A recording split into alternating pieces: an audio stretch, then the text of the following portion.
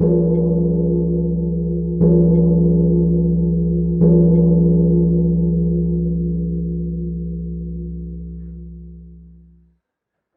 종교들은 기본적으로 사후세계의 존재함을 주장을 합니다.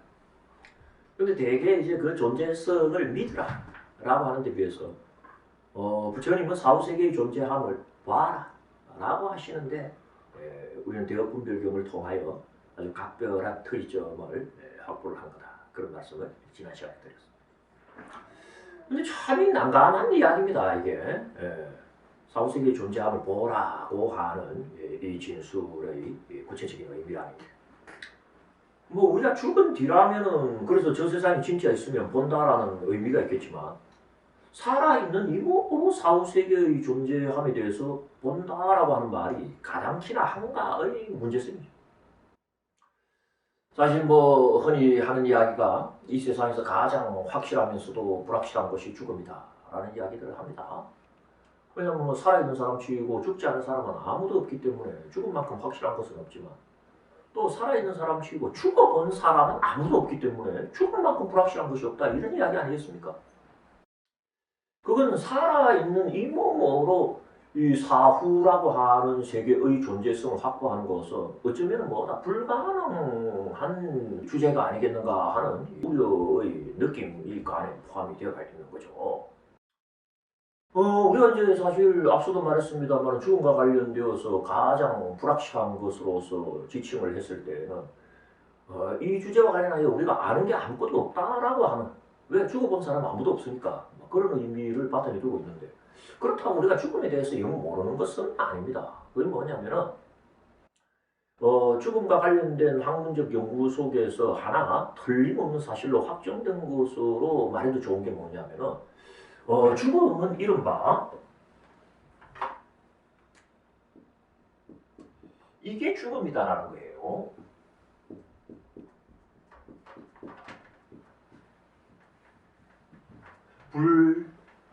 불가역반응.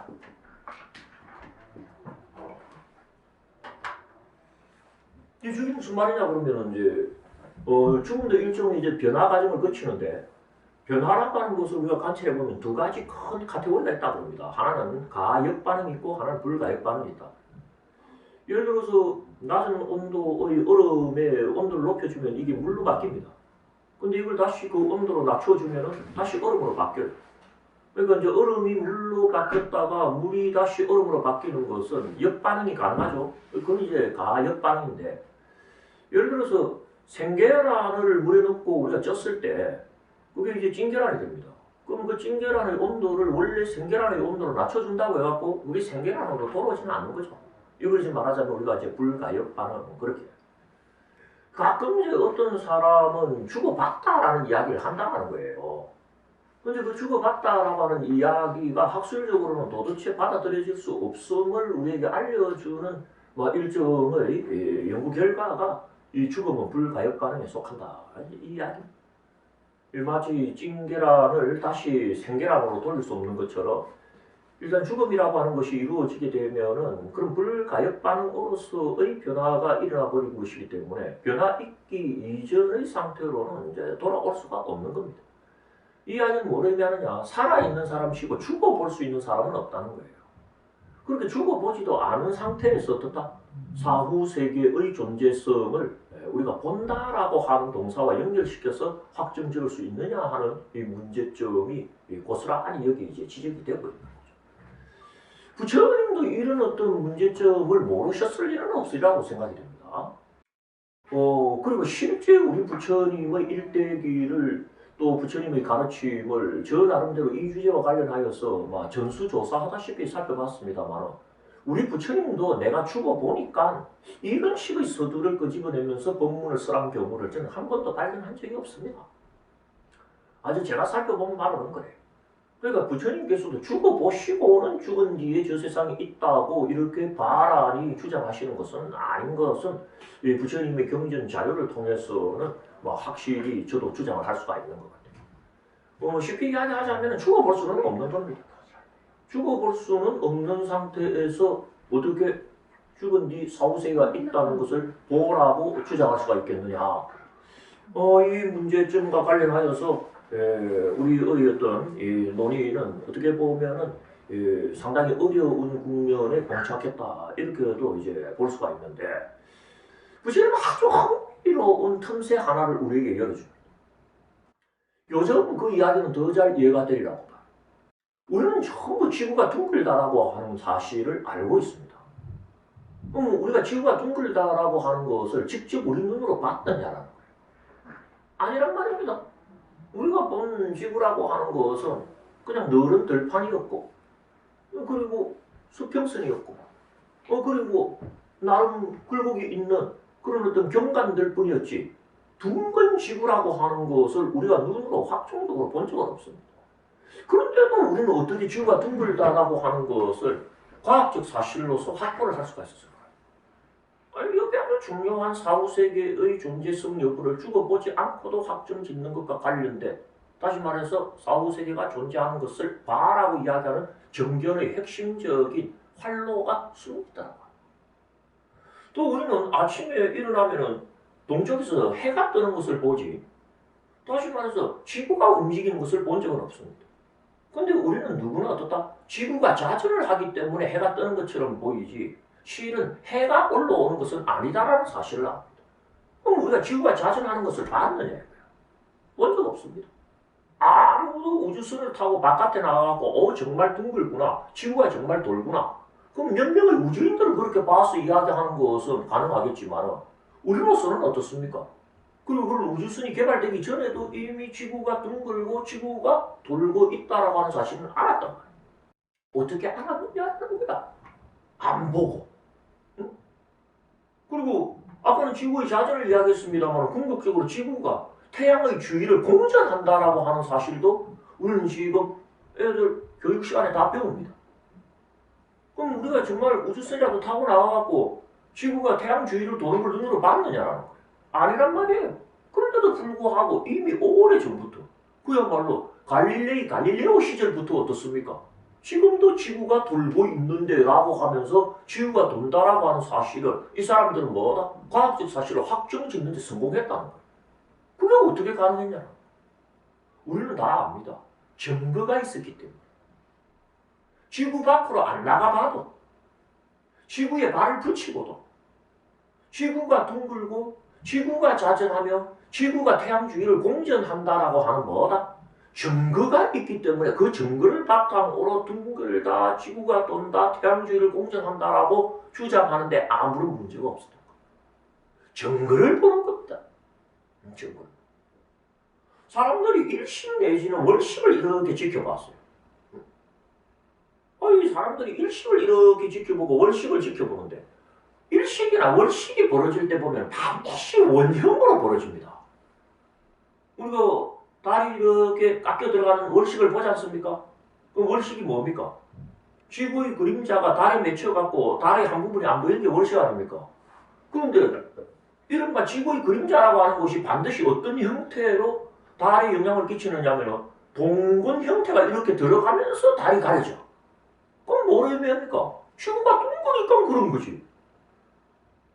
그러니까 우리가 지구 바깥에 나가가지고 지구가 둥글다라고 하는 것을 보는 게 아니라 지구에 발을 붙이고 있으면서도 어떻다? 증거를 통하여 지구가 둥글다라고 하는 것을 확정짓는 데 지장이 없는 것처럼 꼭 죽어봐야 죽은지 저 세상에 있다라고 확정지을 수 있는 게 아니라 살아있는 이 현장 속에서도 사후세계가 존재한다라고 하는 증거만 확보할 수 있다면 얼마든지 주장할 수 있는 거다. 그냥 불교는 증거주의거든. 이게 다른 종교하고 차이인 거예요.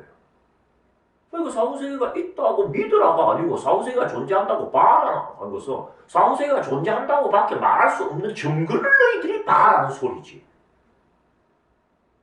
참 각별한 종교입니다. 이 종교가 근사한 종교. 그 사람들이 이제 높은 데에서 수평선을 이렇게 지켜봤는데 놀라운 걸 보게 됩니다. 배가 저 수평선 끝에서 올라오는데 제 위에 돛대부터 나오더라는 거예요. 그러더니 배의 선체가 나오고 배 전체가 보이더라.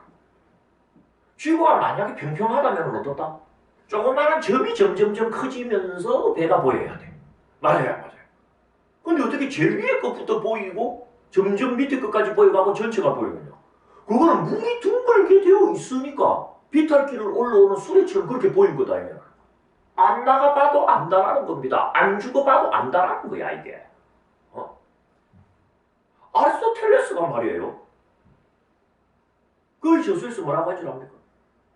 지중해 연안에 있는 세 개의 섬 중에서 세 개 큰 섬이 있어요. 그 중에 세 번째 섬이 사이프러스라는 섬입니다. 키프로스라는 섬. 자기가 키프로스에 있을 때는 보이지 않았던 별이 이집트에 가니까 보이더라고요. 어떻게 호흡에 있는 별이 우리 동네에서는 안 보이는데 남쪽에 있는 이집트에 가면 보이느냐? 아, 지구가 둥글기 때문이구나 라고 합니다.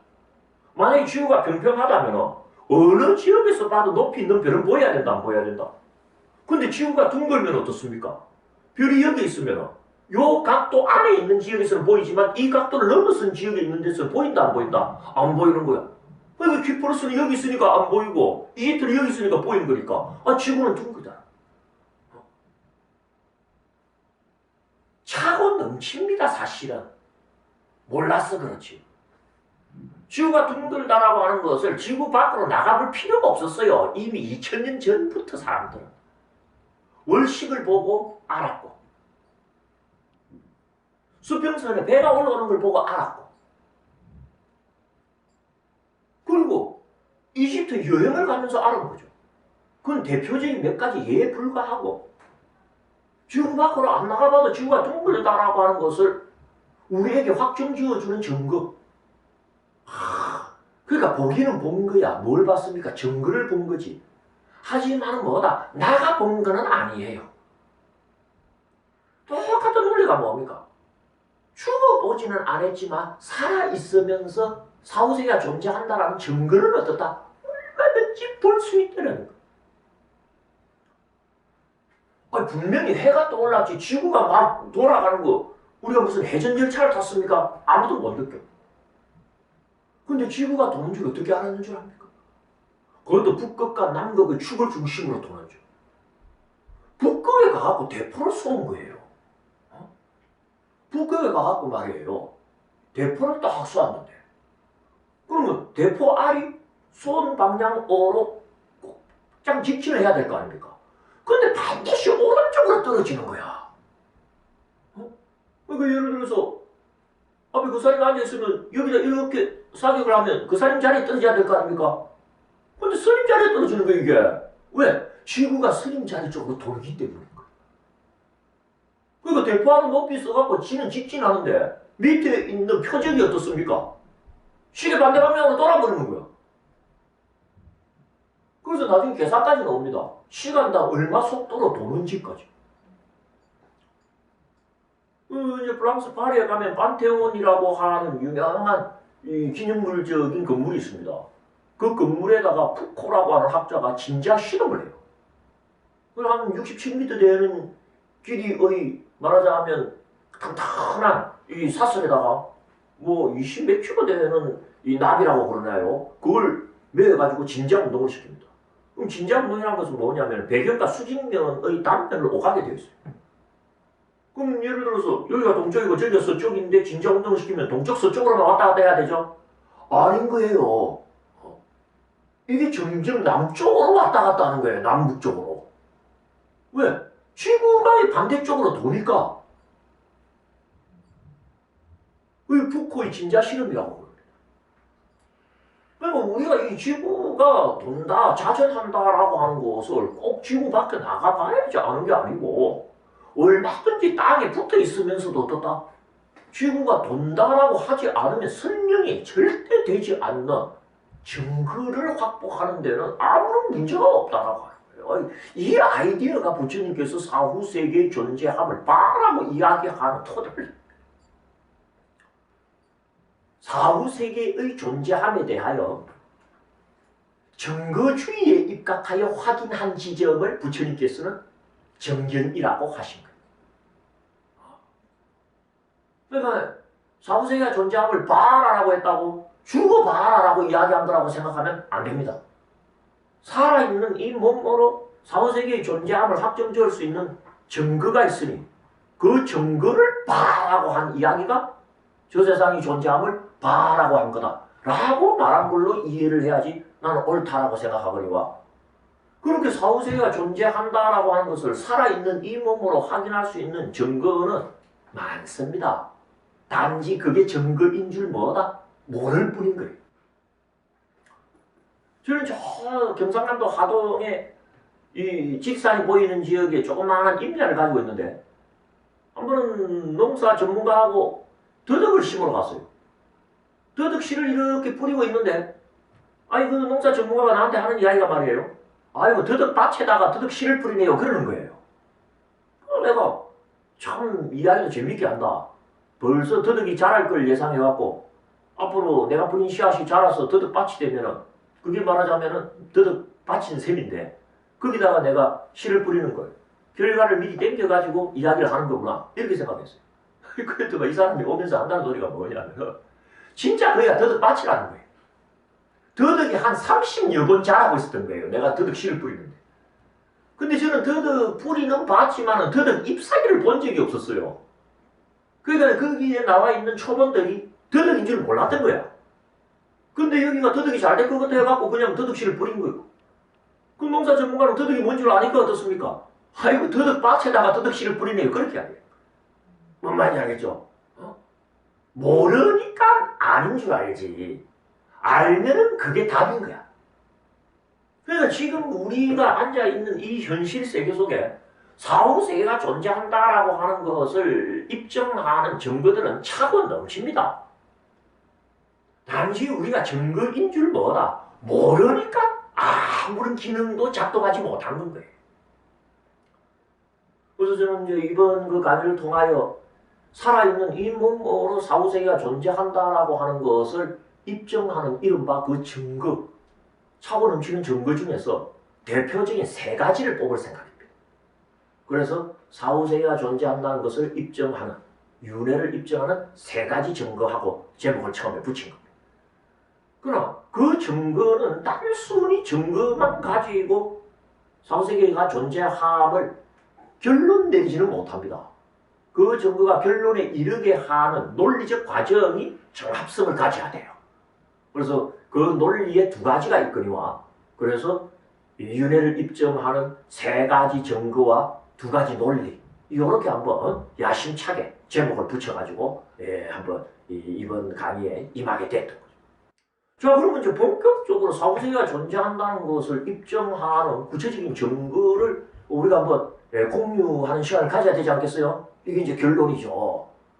말하자면 살아있는 이 몸으로 죽은 뒤 저 세상에 있는지 없는지를 확정하게 하는 증거라고 한다면 그 의미가 있습니까 없습니까? 있다. 그래서 제가 이렇게 아주 그냥 자부심 가득하게 내가 이 부처님 공부를 통하여 확보한 증거를 이제부터 공유하겠다라고 이야기하면 대개 사람들은 아이고 안 죽어봐도 알 수 있는 그런 어떤 증거가 확보됐단 말입니까? 그게 뭡니까? 궁금해하는데 어떤 사람은요 힘들어하는 사람들이 있어요. 어떤 사람들이 그런 사람이냐? 이 사후세계가 존재한다는 증거는 이미 나와 있지 않습니까? 하는 사람들이 있어. 보니까 그렇게 주장하는 사람들이 또 있더만요. 어떤 사람들이냐? 전생의 기억을 하는 사람들이 있지 않느냐라는 거예요. 전생 기억. 그럼 전생을 기억한다는 말은 전생이 있다는 말입니까? 없다는 말입니까? 있다는 말이거든. 그럼 전생이 있다면 내생은 있습니까? 없습니까? 금생이 전생의 내생인데 그러니까 전생의 기억이라고 하는 통로를 통하여 사후세계가 존재한다는 것을 입증하는 증거는 이미 확보되었다라고 하는 그런 주장을 하는 사람들이 왕왕 있습니다. 그런데 미리 이야기하지만 학술적으로 전생의 기억과 관련된 모든 담론은 허위로 확정되었음을 알려드립니다. 이 전생 기억과 관련해서 가장 센세이션을 일으킨 그런 어떤 사례는 이 전생 최면 태행이라고 하는 것이 있어요. 최면을 통하여 전생 기억으로 태행하는 그런 그 요법 속에서 전생의 기억 운운하는 그런 담론이 있는데 이게 일단 상당히 그 문제성이 있다라고 하는 것을 여러분들은 잘 아셔야 됩니다. 이 최면에 의한 전생 기억의 이 공론화의 단초가 된 것은 이 브라이언 와이스라고 하는 사람이 1988년도에 낸 책 한 권 때문입니다. 이른바 Many Lives, Many Masters. 이거 이제 우리나라에서는 나는 환생을 믿지 않았다. 이렇게 이제 책을 냈는데, 그 안에 보니까 어떻습니까? 자기가 정신과 치료를 하는데 치료가 안 되는 사람이 있어요. 우연히 체면을 걸어갖고 전생으로 데리고 갔더만. 거기서 어떻다? 전생과 관련된, 이야기가 쏟아져 나오면서 이 정신질환으로 이어질 소인이 발견되더라고요. 그걸 만져줬더니 이 치료가 되더라. 그래서 누구나 체면을 걸어갖고 데리고 들어가 봤더만. 아니, 모두에게 어떻습니까? 전생이라고 불릴 만한 그런 부분이 나타나더라는 거예요. 그러니까 어떻다? 전생은 있었고, 전생이 있었으니까 어떻다? 금생이 이미 전생의 내생인 이상 내생도 있다. 이렇게 이제 주장하면서, 우리나라에도 많은 그런 어떤 엔터테인먼트 프로그램에서 그런 어떤 전생 기억과 관련된 장면들을 우리가 심심찮게 발견을 할 수가 있었는데, 이게 정통 정신의학계의 견해에 들어가게 되면 이 암시에 의한 환상 경험 그럽니다. 그렇게. 그래서 저도 이제 이 분야와 관련하여서 실제 조금 조사를 하면서도 이렇게 살펴봤습니다만은 이 체면이라고 하는 것이 우리에게 있어서 유의미한 부분이 뭐냐면은 암시라고 하는 이 단계가 있습니다. 그래서 우리가 이제 체면을 딱 걸면은 피체험자가 저절로 전생이 보입니다라고 하지는 않아요. 반드시 체면을 건 체면자가 뭐라고 이야기를 한다? 자, 이제부터 전생으로 들어갑니다라고 하는 암시를 준다 안 준다? 자, 이제부터 전생인데 뭐가 보입니까? 하고 툭툭 치든지 이른바 암시라고 하는 과정을 거치고 들어가게 돼요.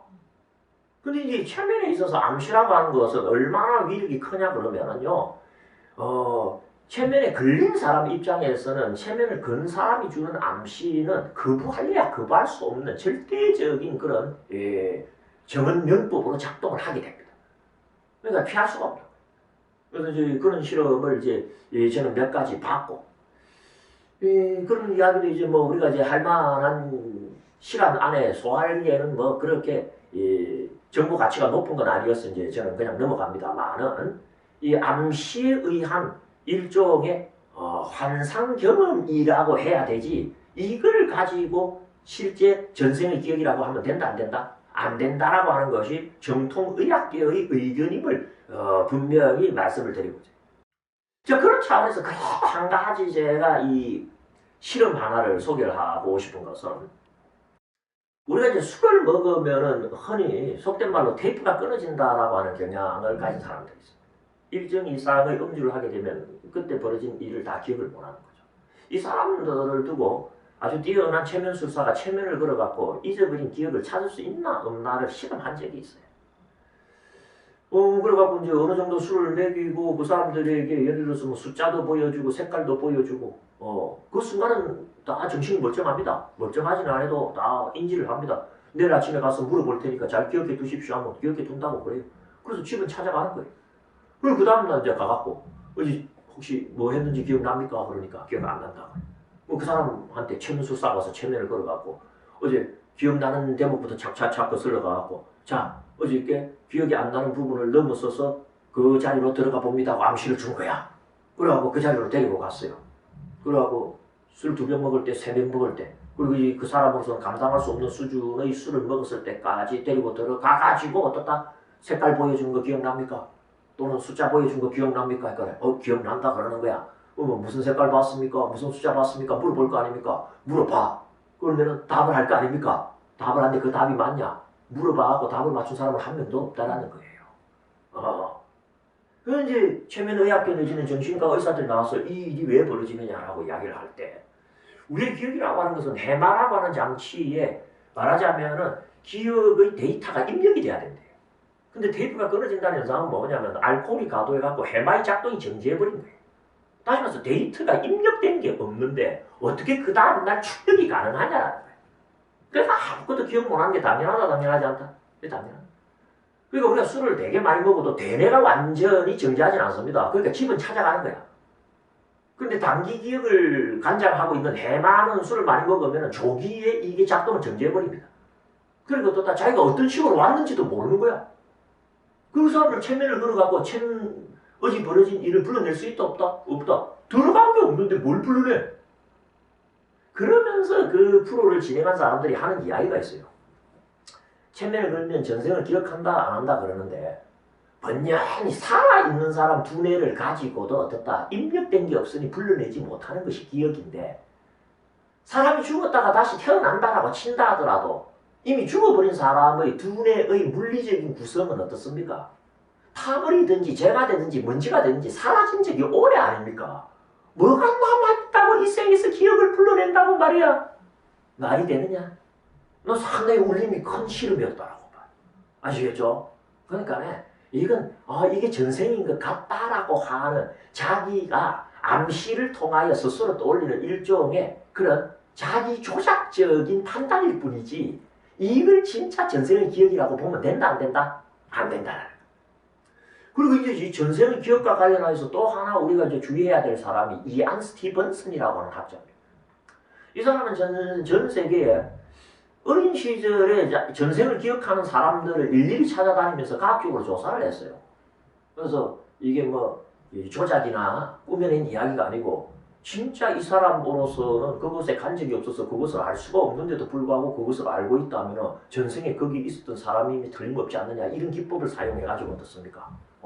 조사를 해봤고 그 사람이 낸 책이 다음과 같은 책이 있습니다. 이 사람은 이제 버지니아 대학교 심리학과 교수이기도 한데 20 Suggestive Cases of Reincarnation 그래갖고 재생으로 여길 만한 20가지 사례 해갖고 굉장히 유명한 책이에요.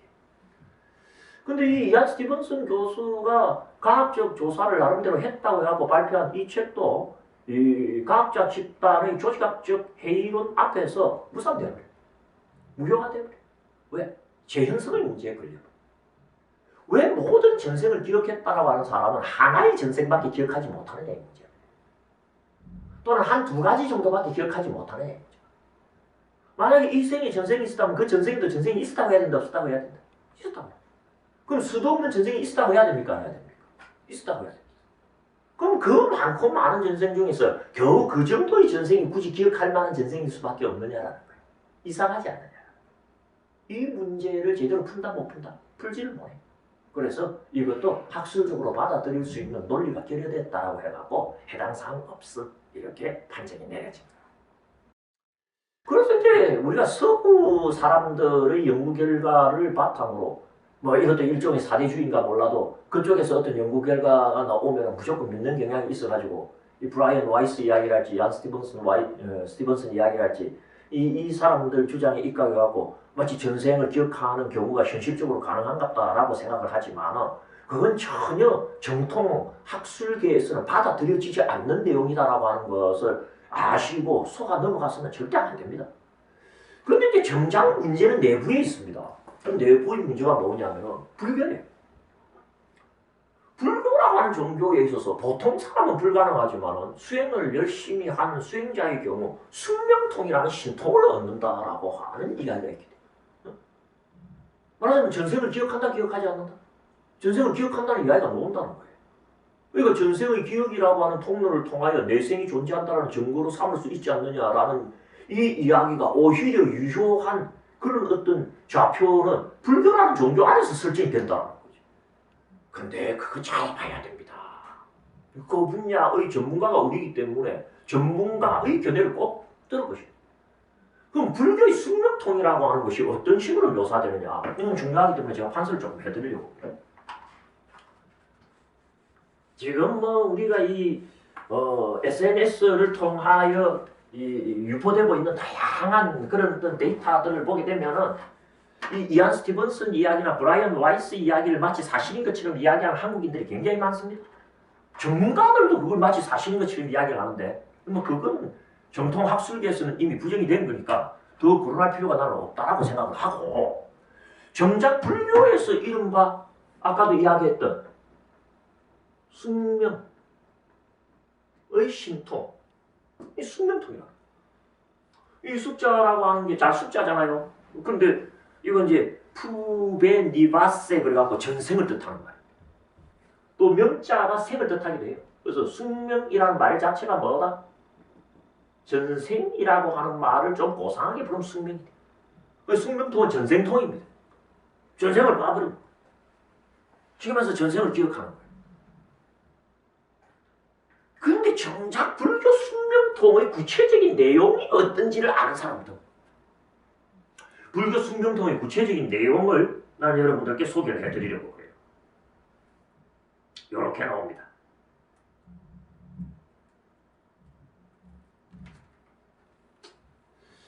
행자는, 다시 말해서 수행자죠. 수행자는 수많은 전생을 기억한다. 일단 부처님 이건 사크루다임경 같은 데서 뭐 수많은 부처님 말씀 속에서 다 나오는 내용입니다만은 단 하나의 전생을 기억하는 것에 비하면 전생의 문제를 극복했다는 걸 알겠죠? 응? 전생이 있다면 단 하나의 전생만 기억하면 되겠습니까? 안 되겠습니까? 그 전생의 전생, 그 전생의 전생도 가능하면 기억이 돼야 된다, 돼야 된다, 돼야 되겠죠. 그래서 불교 숙명통, 불교 전생통은 아예 시작할 때 어떻다? 수많은 전생을 기억한다 하면서 이 수많은이라는 말을 붙였기 때문에 재현성의 문제는 충분히 극복을 하고 있어요. 그런데 이 수많은 전생이라고 했을 때 이 수많은 전생의 범위가 어디까지 가느냐? 하나의 전생은 물론 기억하기도 하고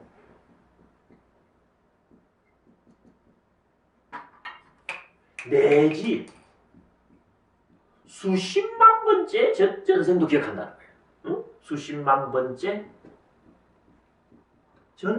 전생도 기억을 한다는 거예요. 여기까지만 와도 좀 문제가 벌어집니다. 어떻게 수십만 번째 전생까지 기억을 할까? 그런데 더 놀라운 압권이 그 다음에 나타나요. 이 내용입니다. 그는 여러 이 단에서 여러 급의 생승과 소멸을 어떤 곳에서는 이러한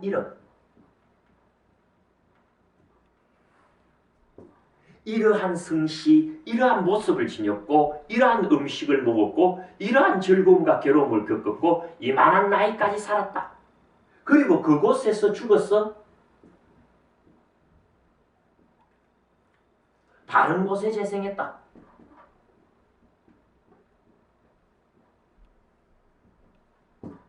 그 다른 전생에서는 또다시 저러한 이름, 저러한 성씨, 저러한 모습을 지녔고 저러한 음식을 먹었고 저러한 즐거움과 괴로움을 겪었고 저만한 나이까지 살았다. 그런 식으로 여러 곳을 재생하다가 마침내 여기에 재생했다. 라고 기억한다. 이처럼 수많은 전생을 모든 면에서 조목조목 기억한다. 조목조목 기억한다. 전생통과 관련해서 이렇게 되어 있습니다. 문제는 이 급이라고 하는 이 시간 단위입니다. 이거 우주론적인 시간 단위예요. 한 우주가 생성되어서 소멸될 때까지 걸리는 시간 단위를 뭐라 그런다? 급이라고. 그럼 예를 들어서 지금 우리 우주만 하더라도 이 우주가 벌써 생성된 지 뭐 130억 년, 40억 년이 됐다고 해요. 그럼 그 안에 예를 들어서 100년 단위로 재생을 했다면 얼마나 많은 생을 재생했겠어요? 그게 그냥 단순히 수십만 번째라고 하는 이 수치로 계산이 되겠습니까? 안 된단 말이에요. 그런 급도 한 급이 아니고 여러 급이래.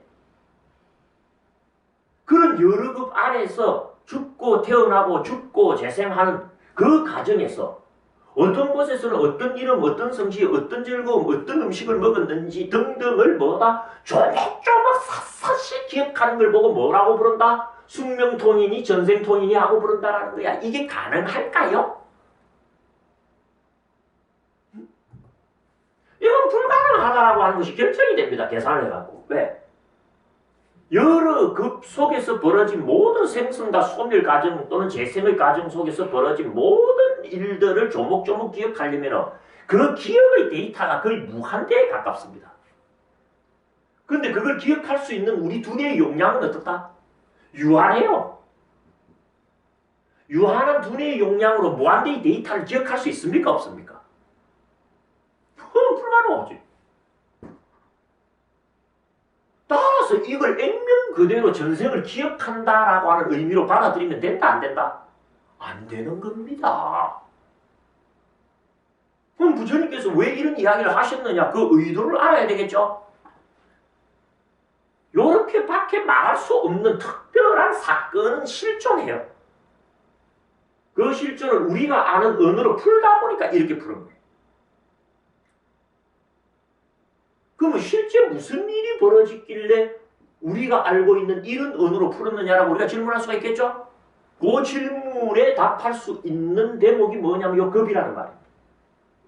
급은 헤아릴 수 없는 긴 세월을 급이라고 부르잖아요. 이게 말하자면은 액면 그대로 받아들이려면은 우리가 유한한 두뇌 용량으로는 감당할 수 없는 무한한 데이터가 이 속에서 언급이 되기 때문에 이대로 받아들일 수 없다. 우리가 이렇게 한 거다. 근데 급과 관련하여서 우리는 주의해야 될 부처님의 두 가지 말씀을 만날 수가 있습니다. 하나는 반야무경전 소품반야 제19 강다대비 품에서 부처님께서 다음과 같이 이야기를 하십니다.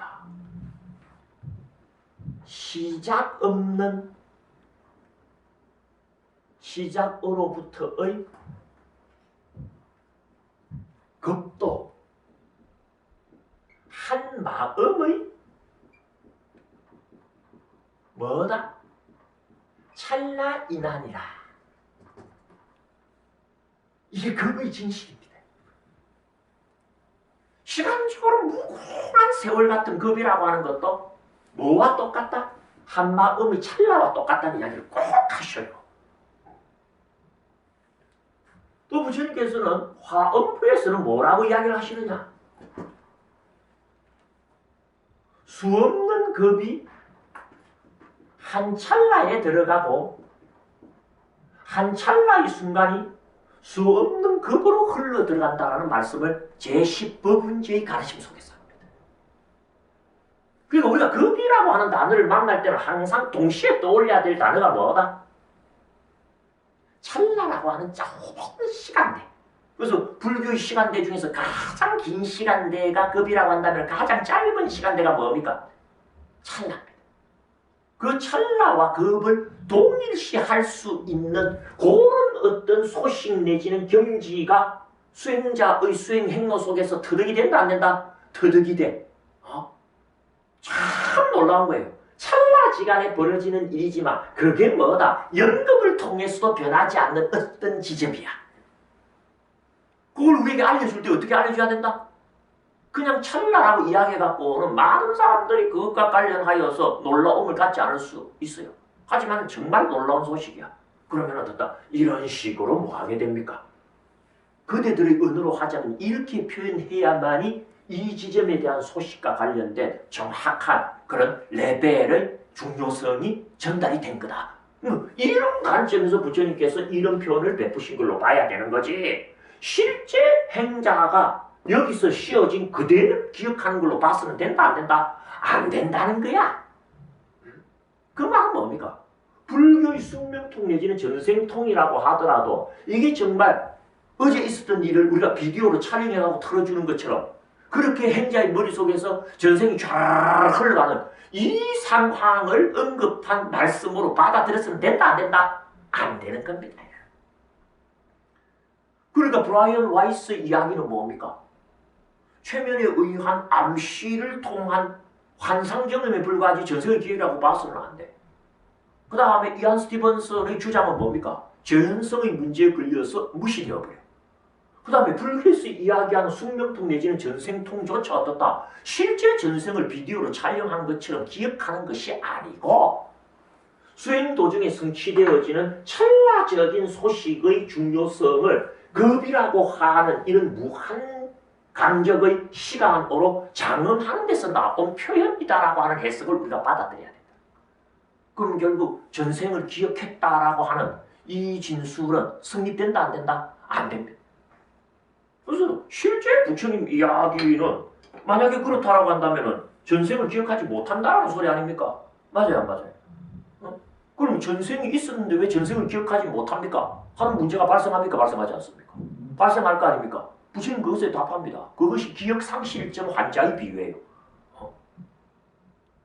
아니 우리에게 젊음의 시절이 없었던 것은 아닌데 차량 사고가 나왔고 기억상실해버리면 기억은 없지만 젊은 시절이 없었던 건 아니지 않느냐.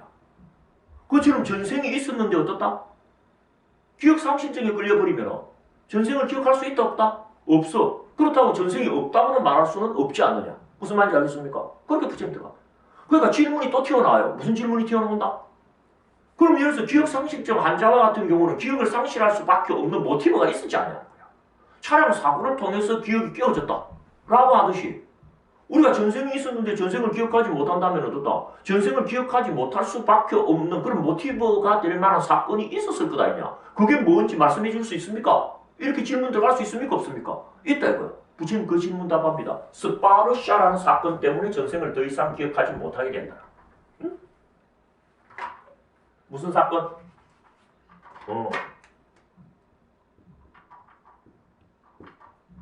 한번 따라해보세요. 스파르샤. 이걸 동아시아 문화권에서는 뭐라고 번역하느냐? 이렇게 번역합니다. 촉. 이때 촉은 접촉의 촉이 아닙니다. 저촉의 촉이야. 우리가 예를 들어서 누군가와 접촉 개발할 때도 촉자를 쓰지만 법률이 저촉된다 할 때도 저촉자를 써요. 접촉하다 할 때의 촉은 뭐다? 만남이지만 저촉한다 할 때의 촉은 뭐다? 부딪힘입니다. 말하자면 스파르샤의 촉은 부딪힘의 촉이야.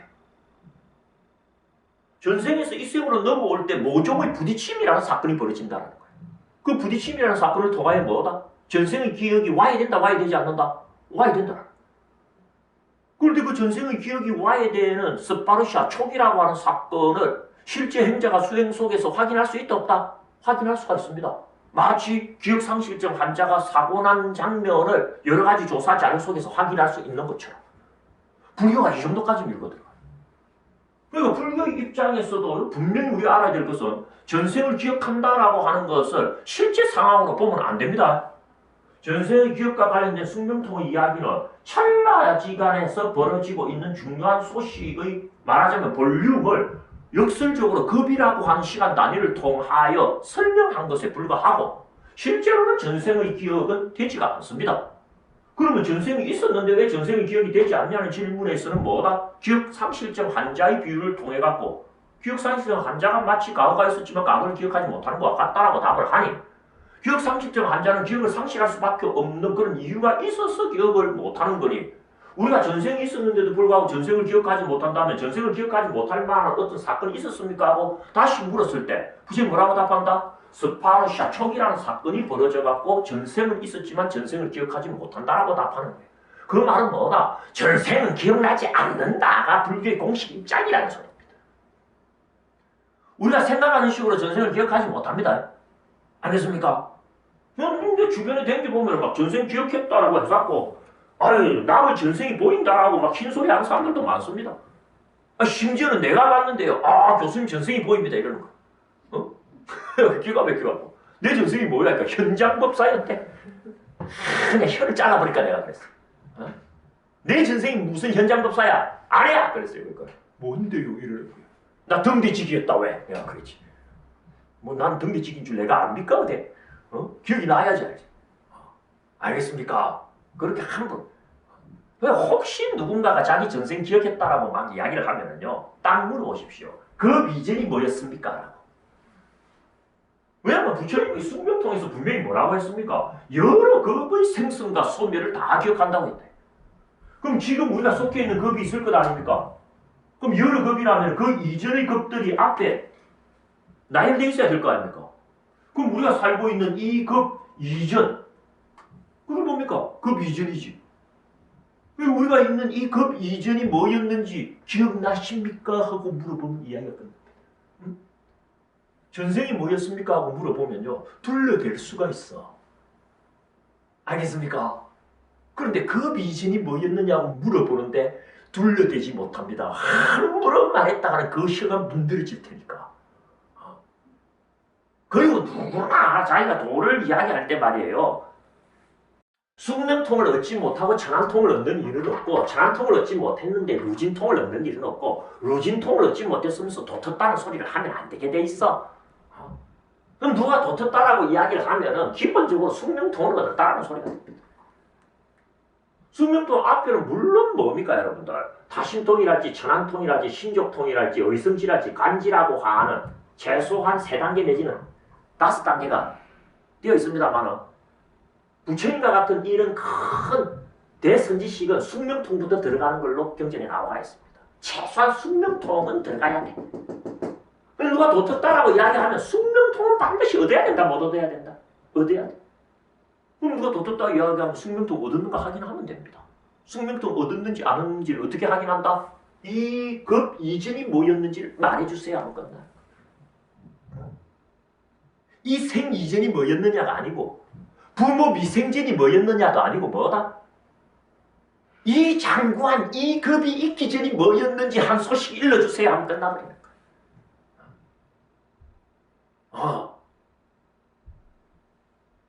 그 질문에 대한 답이 뭐냐는 자체하고라도 지금 우리가 중요시 여기는 것은 살아있으면서도 사후세계가 존재한다라고 하는 주장과 관련한 증거를 얻을 수 있다라고 하는 이와 같은 흐름에 전생의 기억이 그 증거가 될 수 있지 않느냐라고 하는 의견을 지금 검토하고 있는 거야. 그런데 살아있는 사람치고 전생을 기억하는 사람은 있다 없다? 불교의 공식적인 입장은 뭐다? 없답니다. 알겠습니까? 왜 없습니까? 전생이 이 생으로 교차할 때 촉이라는 사건이 벌어져갖고 기억상실이 벌어져버리기 때문이다. 이게 불교의 공식적인 입장이다라고 하는 것을 저는 제가 그동안 공부한 초기 불교 연구의 30년 역사를 걸고 자신있게 이야기를 하는 거예요. 저 그러면 전생의 기억이라고 하는 것은 내생의 존재성을 입증하는 증거로서의 효용 가치는 봉쇄되어 버리고 파기되어 버린 거죠. 그래서 앞으로 우리는 내생의 존재와 관련한 증거 이야기를 할 때 전생의 기억 운운하는 일은 없어야 될 거다라고 하는 것을 이 두 번째 시간에 마무리를 지어드리고 그러면 본격적으로 어떻습니까? 실제 의미 있는 진짜 증거를 제시하는 그런 시간을 요 다음 시간부터 본격적으로 가져나갈 생각. 이번 시간도 이 정도로 마무리 짓도록 하겠습니다. 수고들 하셨습니다.